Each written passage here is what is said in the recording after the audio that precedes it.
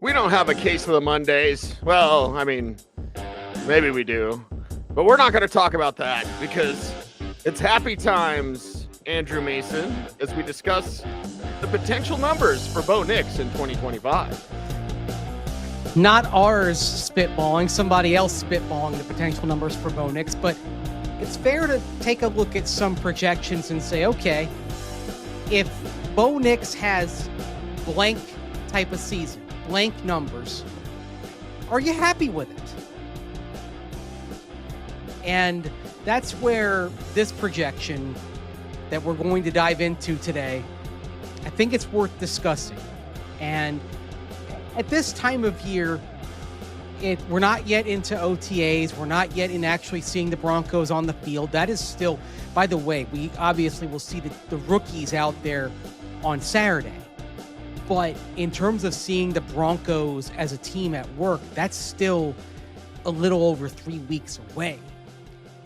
And of course, it's a little over 3 weeks away because the Broncos and Sean Payton cut off a week of OTAs this year, opted to not use their full complement of OTAs. And they'll have their mini camp in June, but only 2 weeks of OTAs rather than 3, at least the phase 3 of OTAs when you can do stuff as a team. So it's interesting to, I think, in this time to take a look at numbers, potential numbers. And I always like to go into the projections from ESPN's Mike Clay, and he's one of their fantasy experts, but he does a quite voluminous set of projections at this time of year coming out of the NFL draft, diving into not only skill players on offense, but even like defensively, in terms of sacks, that sort of thing. I think we'll probably do a lot with these over the course of the next few weeks. But let's start with Bo Nix, because I think everyone has something different as for what they would define success in year 2 for Bo Nix as. And this is something beyond just, get to the playoffs, win a playoff game. That's a team success. I'm talking about individual success for Bo Nix. What's the type of season, the type of performance that's going to indicate, hey, he's headed in the right direction. He's built on his rookie season. So I'll start by asking you, Cecil, are there numbers, baselines, milestones that you want to see from Bo Nix that would tell you, hey, he's going in the direction that you want to see him going? He's making the kind of forward progress that you want to see from him. Right. And you think with an added rushing attack, that'll make things a little bit more efficient offensively. And before I give you my numbers, Mace, I would just say Mike Clay is the one of the good guys out there. Lots of research, lots of numbers. So we're not going to react to everybody's projections, but his projections, yes, because the number for me is 4,030. I think that's almost a starting point. Like, he gets to 4,000 passing yards, he gets to 30 touchdowns, and he'll probably do a little bit better than that, perhaps even in both categories. 30 touchdown passes. Yes. Because he got to 30 total touchdowns if we're counting rushing. And of course, because should we see his rushing go down this year, maybe a little bit? You'd hope so, because if RJ Harvey is all that you're expecting him to be, wouldn't that take some of the scramble burden, designed run burden off of Bo Nix? You'd hope, right? Yeah. And that's something where someone else can do the heavy lifting in that department. And I'm okay with that. As Bo Nix grows as a passer, he doesn't need to be a guy that has, this 70-yard rushing game like he did against the Saints. If you need him to, that's awesome, but he shouldn't have to do that. He had 41 rushing first downs last year, Cecil. Wow. 41. How many does Harvey take away from him? 20? 20, 15 to 20, you'd hope. Okay. Yeah, one a game. Bo picks up a first down on the ground. Say that 5 times fast. Once a game. He's essentially going over twice a game when he was doing that with that number. Yes, about 2.5 a game, roughly. Mm-hmm. So you take one from him and give it to RJ Harvey. It's one of those things that doesn't sound like much, and then you add up and it adds up to something big. So Oh, you yeah. take 1 first down away per game. You end up taking a touchdown, maybe 2 touchdowns away over the course of the season, and you add to that. The other thing that I think is also interesting on Bo Nix, to go back to the touchdown, you said 30 touchdowns. Yes. 30 touchdown passes specifically over the course of the year. Of course, last year he had 29 touchdown passes in 17 games, right? He had 24 of those touchdown passes after week 7. So 24 touchdown passes in his last 10 games, 5 touchdown passes in his first 7 games. So 2.4 touchdown passes per game in his last 10. Do the math on that and extrapolate that over 17. Okay. You should be talking 40 then. Yeah. So I would say 30. That's kind of that's a baseline almost, right? I mean, that's just the quick math on that. That's 12 touchdowns every 5 games. I mean, that's 41 touchdowns, Cease, over 17 games. If he's on that pace, let's just say it comes back a little bit. Just, there's a little bit of regression to the mean perhaps, but 30's the baseline. I think for Bo Nix, I want 35 touchdown passes next year. I think that's a real reasonable goal for him. 35. I like that you're getting greedy, and because Phillip it's time to get Jelks, greedy. Phillip Jelks right there, 35 touchdown passes. Yeah, I think 35 is a fair expectation for Bo Nix. Yeah. It depends on how much you think RJ Harvey's going to score, or even Audric Estime if they use him as a goal line like banger. But this team should be moving the ball. They should be scoring a bunch of points, and defensively, you should be throttling the other team. It's a great combination for success if it all comes together. So 35 passing touchdowns, perhaps that's a more agreeable number, Mace. Shouldn't these pass catchers be better? Shouldn't Devon Vele, Troy Franklin be better in their second years? Shouldn't Marvin Mims Jr. be better and more productive this year, because now you've got a full season of him, because you didn't really figure out how to use him properly until the back half of last year. I threw this little nugget in my Lindy's football magazine preview that I filed last week that you can read next month. Go make sure you get to your newsstands and get it for your summer reading on your vacations or whatever. But I threw the nugget in that I think it was over the last, I believe the last 7 games of the season, that he was on 1,000-yard receiving pace. That's the sort of, and again, after the Broncos figured out how to use Marvin Mims Jr., that's the expectation I have for him. And we'll probably do a show on Marvin Mims Jr. and what we expect. Yeah. Once they figured out how to use him, and once he gained confidence, he was on 1,000-yard pace. And so I have that sort of expectation for him. Once Bo Nix settled in, I mean, like that first month, Cease, when he had 1 touchdown and 4 interceptions, I mean, I kind of throw that out. I mean, that's Bo Nix learning how to be a pro in that first month. That doesn't really factor into what my expectations are going forward. That was him simply learning the ropes, an essential series of steps that he needed to make as he was developing, very much the crawling before he could walk. And then we saw some walking and some ups and downs before he could run.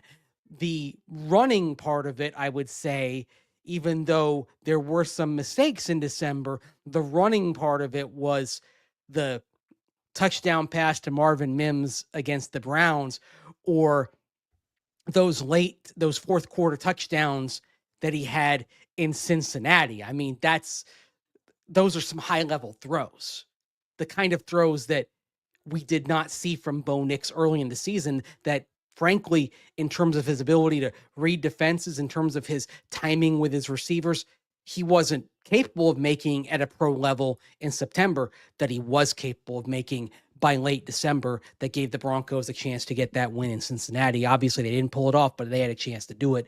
And he was going toe for toe and throw for throw with a truly elite quarterback in Joe Burrow.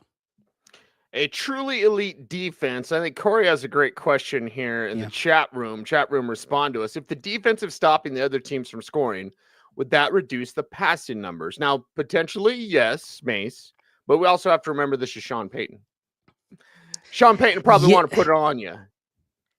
Well, and that's where I say focus less on total yardage and more on points per possession, yards per possession. Because if this offense is more expansive and more productive, you're not going to have to play limited possession type games to where you're talking about sometimes, okay, let's try to hold the ball and possess it. Maybe you're going to be able to, mash the accelerator a little bit, and you're going to be okay with more games where you have 3, 4, 5 play possessions that end in touchdowns. I mean, it's nice when you can have a 10, 11, 12 play drive. But if you've got more explosives and you're getting it downfield more quickly, you're okay with that. If you're a more explosive offense and you're putting your defense back on the field quickly, oh, okay, that's fine. And so maybe instead of having these games where having these games where the offense is grinding out long possessions, maybe you've got shorter possession games. The other thing that may come into play is hopefully this defense is better and getting off the field quickly. And that too ends up factoring into games that have 10, 11, 12 possessions for each team rather than 8 possessions, because you look at a game like the Buffalo game, for instance, and the defense couldn't get off the field. So that too, all of a sudden you're looking at a low possession game, and then you get the offense more opportunities and they get more points, and so on and so on and so on and so on. So I think maybe the combination of these things, Cease, maybe means you're looking at games that sort of have a different type of tenor than you saw last year.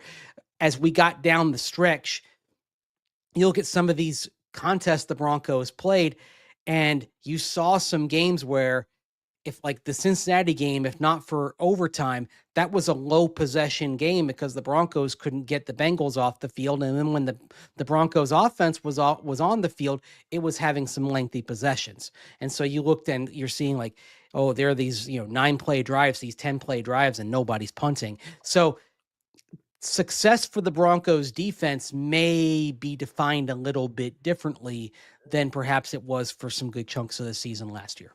I just took a gander at the numbers for one Alvin Kamara, because RJ Harvey's not a 1-for-1. Yeah. We're not going to do that. We've never done that. Different type of back. A different type of back. But if we look at the number of touchdowns from the primary running back, Alvin Kamara as a rookie had 13. And as a sophomore, he had 18. Yeah. So to start things off, he was in the teens in touchdowns. That's rushing and receiving again. So we have to take that in consideration, because we're talking a little flip to RJ Harvey out of the backfield that's behind the line of scrimmage. He takes it 80 yards for a touchdown. That's a Bo Nix touchdown pass. So really, we look at the rushing touchdowns, and I'll take the first 4 years, for Kamara, 8, 14, 5, and 16. Those are just the rushing touchdowns. So if he's at and I wouldn't project him for, more than 8 to 10 rushing touchdowns this year as a rookie. But that's also part of it. How much do they go to the ground when they get to pay dirt? But I'll tell you this, Pat Bryant, that clutch factor he has, Evan Ingram, tight end, Cortland Sutton, jump ball. They're going to have a lot of options if they get near pay dirt. They'll have a lot of options. Do you like that way of goosing the numbers, by the way? How am I goosing them? I'm saying like the little short shuffle pass in the backfield, and then it's 80 yards out of the backfield to Kamara, RJ Harvey. Just use that to get the numbers up, Yeah, it gives it a little bit. But whatever it's like a works. long handoff, Yes. essentially. And Sean Payton will utilize that. Like, hey, use RJ Harvey in space. He's dangerous. Imagine him on a screen hiding behind those big offensive linemen. Yep. I mean, these are field flipping plays potentially for this team. Yeah, the only thing you got to be careful on is making sure that the offensive linemen are firing off at the right time, so you make sure you don't get called for an eligible man downfield. So the timing on those has to be perfect. Although, as we see, sometimes you can get away with that. They don't know. That's one of those things they don't always call, as you know. So It gets a little bit hazy. To go back to the original thing on the show, let's, we're talking about, you and I projecting, say 35 touchdowns. And so let's go back to the Mike Clay projections here that launched this show right there. 24 touchdown passes is what he projects. A 92.8 rating he projects for Bo Nix. Now, Mike, I will say this. His projections tend to be a little more conservative. Okay. Typically. Like, for instance, he will project a little bit of playing time for Jarrett Stidham. Bo Nix getting hurt, Jarrett Stidham coming in and throwing 3 touchdown passes with 2 interceptions. But I think the key number there that I threw in there, because he didn't have the passer rating in there, but I threw that in there just to have a reference point. A 92.8 passer rating is what Mike Clay's numbers extrapolate to. And I bring that up because Cecil, Bo Nix's passer rating last year was 93.3.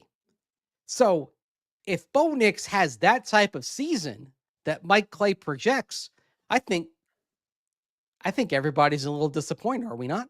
I think we're definitely disappointed in that.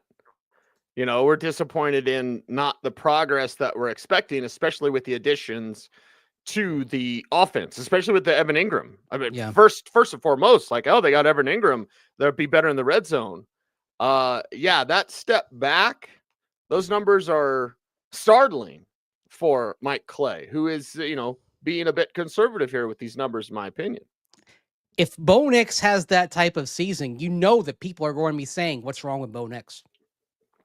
They're going to be saying the same thing they said about CJ Stroud until the playoffs. They're going to be saying sophomore slump. Yes. That's really what we're talking about today. Is Bo Nix going to have a sophomore slump or not? Mace, I think you and I are in agreement that the answer is no. I don't think he is either. I think he's going to build off his season. I think it's going to look more like the back half than the front half of the season. The back half of the season, of course, I mentioned what happened in the last 10 games when, of course, he had 24 touchdown passes. And not only that, you look at, and I hate throwing in that last game against Kansas City, but let's look at the 3 games before Kansas City: Colts, Chargers, Bengals. 4 interceptions, so he's taking some more chances. Of course, 3 of those were against the Colts, that really strange game, but also 8 touchdown passes in those 3 games against the Colts, Chargers, and Bengals. We saw, actually, really kind of starting from the Kansas City game onward, Bo Nix taking some more chances, the offensive menu expanding, and starting with the Raiders game a fortnight after that Chiefs game. Remember, in that Raiders game, it was a tough game for the Broncos, kind of grinding out that 10-point win in Las Vegas. The thing that the Raiders did was they started taking away a lot of the short, intermediate, underneath stuff. Said, okay, we're going to force you to throw outside the numbers. We're going to force you to throw it downfield. And there was something of an adjustment for Bo Nix as they took some of the bread and butter away from him.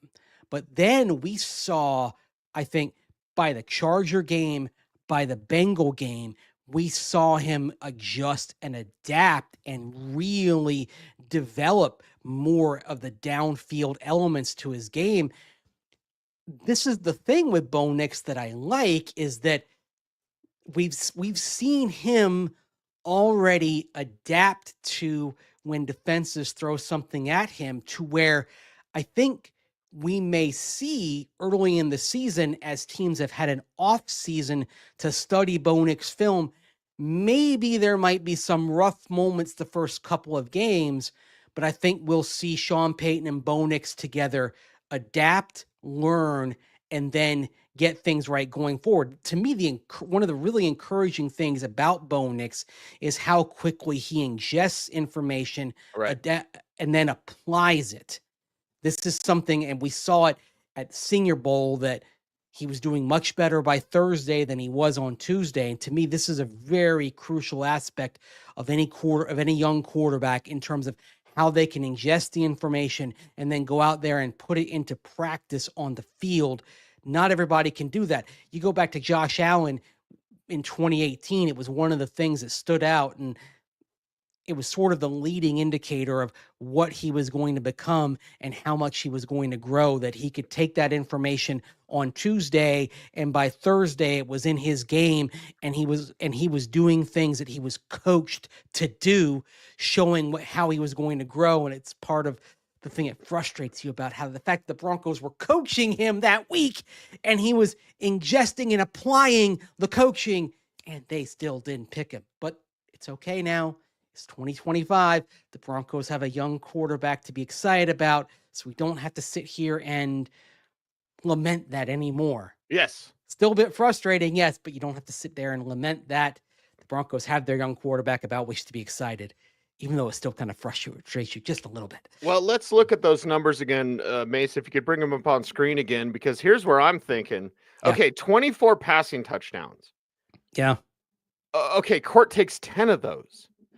So you're telling me 14 touchdowns between Evan Ingram, Pat Bryant, Marvin Mims, Troy Franklin, RJ Harvey. Like, that's not very many touchdowns between a lot of talented players. Again, we're just assuming Court's going to take about 8 to 10. Yeah. 8 to 10 of those touchdowns. So if that number's 30 to 35, I think that's more accurate of where Bo Nix will be. Mike has him down for 8, by the way. He has Cortland down for 8. Okay. Marvin Mims down for 4. Pat Bryant down for 3. Troy Franklin, Devon Vele down for 2 each. Also, RJ Harvey down for 2. Okay.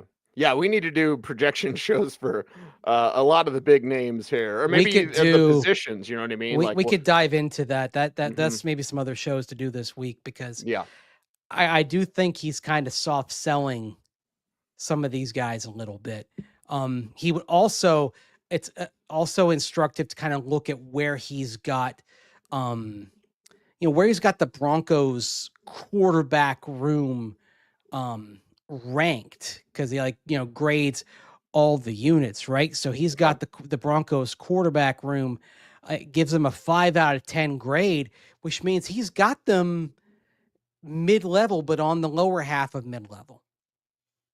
He's got them tied, by the way, the Broncos quarterback unit. He's got the Broncos tied with Chicago, Atlanta, Houston, and New England. So he's got the Broncos tied with basically Caleb Williams. I don't agree with that. No, not at all. Okay. Drake May. Certainly Drake played well down the stretch, but objectively, Bo Nix had a better rookie season than Drake May. And also with CJ Stroud in Houston, which I think, based on what you said, and I agreed with, okay, CJ struggled for much of last year, but then in the playoffs, got it back.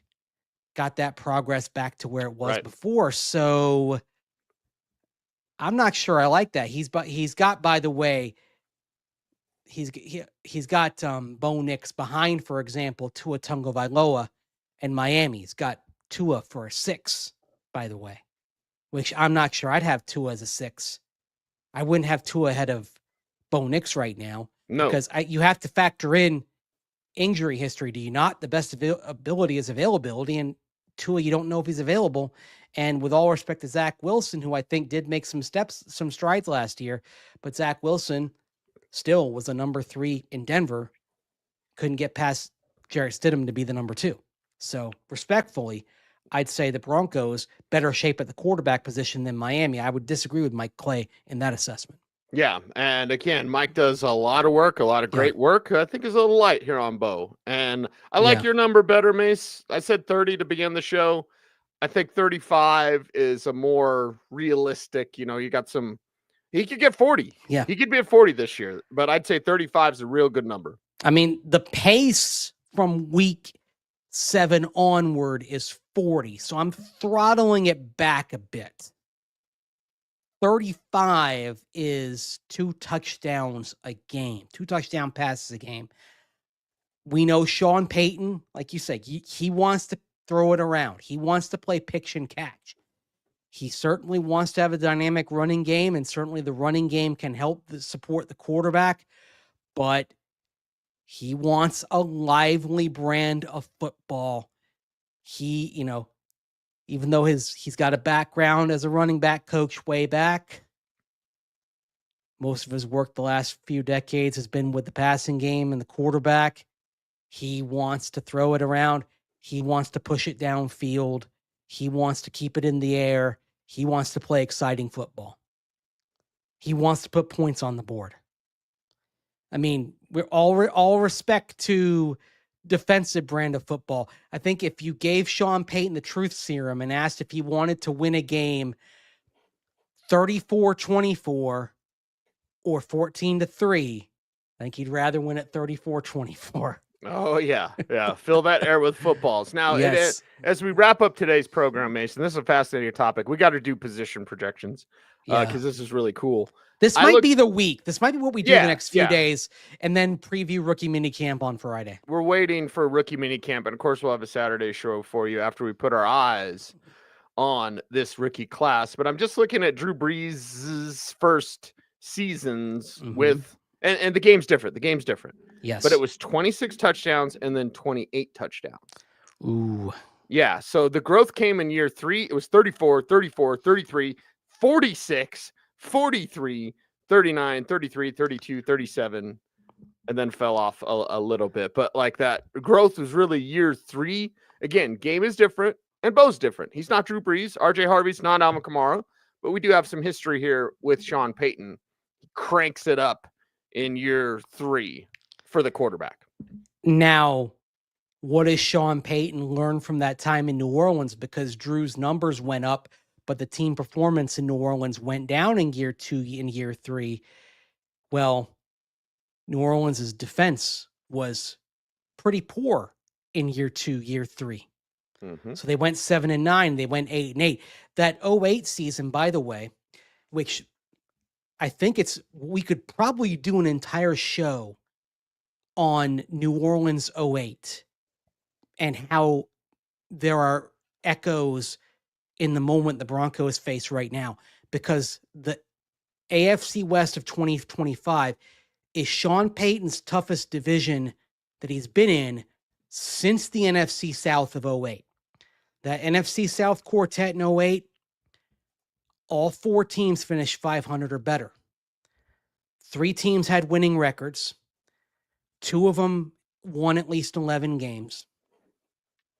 The 4th place team was New Orleans and Sean Payton. They went 8-8. Drew Brees set the single season yardage record at the time in NFL history. But they finished 8-8 because they couldn't stop anybody. The next year, they won the Super Bowl. So it was a team that was close.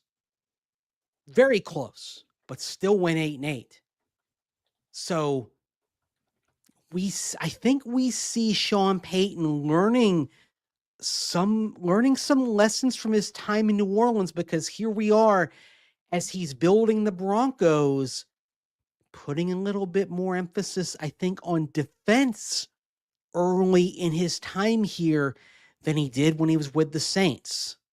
Maybe looking for a little bit different outcome from those early years. Certainly in New Orleans had the big start early and then faded for a couple of years before making that leap in year 4. In Denver, dealing with Russell Wilson that first year, didn't start as strongly as he did in New Orleans, but we've seen now kind of making that upward progression in year 2, how do you keep building on that? And that's sort of a more traditional building process. And I think he kind of likes where this is going and maybe explains a little bit of putting a little bit more into the defense rather than the offense as he's gone about this Denver Broncos building process. It's fascinating to see. It is fascinating and a subject we will go back to, of course, this week with different positions as we continue here on YouTube. But Mace, before we're out of here today on a Monday, how can folks out there help us out on YouTube? Like, comment, share, subscribe, hit that notification bell so that you never miss a vid. That's right. He's Andrew Mason. You follow him on all the socials at Mace Denver. I'm at Cecil Lammey saying OBT's BFD. Thanks for watching. Stay tuned and stay frosty.